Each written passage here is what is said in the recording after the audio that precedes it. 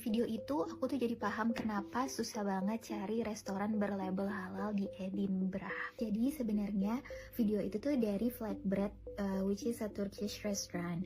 Nah, ceritanya video itu adalah promosi bahwa restoran tersebut sudah berlabel halal. Maksudnya kan kayak kirain, di pikiran aku juga kirain kalau misalnya berlabel halal tuh akan lebih menarik banyak pengunjung, terutama pengunjung yang muslim-muslim gitu kan. Nah, tapi ternyata kalau misalnya di Edinburgh sini, sentimen tentang label halal itu tuh justru kebanyakan buruknya dibanding baiknya in a way. Kalian bisa lihat di kolom komentarnya, contohnya kayak yang di sini.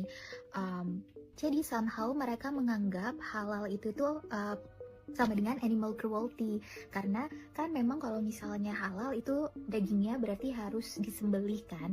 Nah, mereka nganggapnya hewannya itu tuh suffered before they died gitu, karena kan stres gitulah, kayak ngelihat dengan pisaunya, terus habis itu mungkin ngelihat temennya disembelih dulu.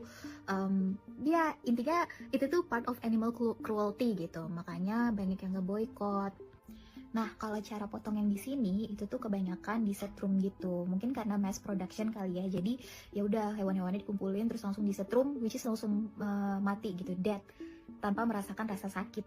Sebenarnya ke setrum sakit juga gak sih? Cuman maksudnya kayak kalau ke setrum itu tuh matinya secara instan gitu. Sedangkan kan kalau misalnya disembelih itu ada prosesnya in a way, walaupun kalau misalnya sembelihnya tuh dengan halal yang benar harus benar-benar apa ya, tegas gitu loh, jadi kayak mengurangi hewannya suffered in a way.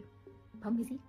Nah, yang menarik ada yang komen kayak gini, jadi katanya halal meat itu lebih buruk untuk badan ketimbang non halal meat, karena katanya halal meat itu saturated with cortisol dan blood sugars gitu daripada non halal meat, gara-gara the way the animal is terrified while being slaughtered. Jadi hewannya takut, kayak merasa ketakutan ketika mau disembelih, which it somehow he explained that it affects the amount of blood sugars in it, which is I don't know if that makes sense. Aku nggak paham sih.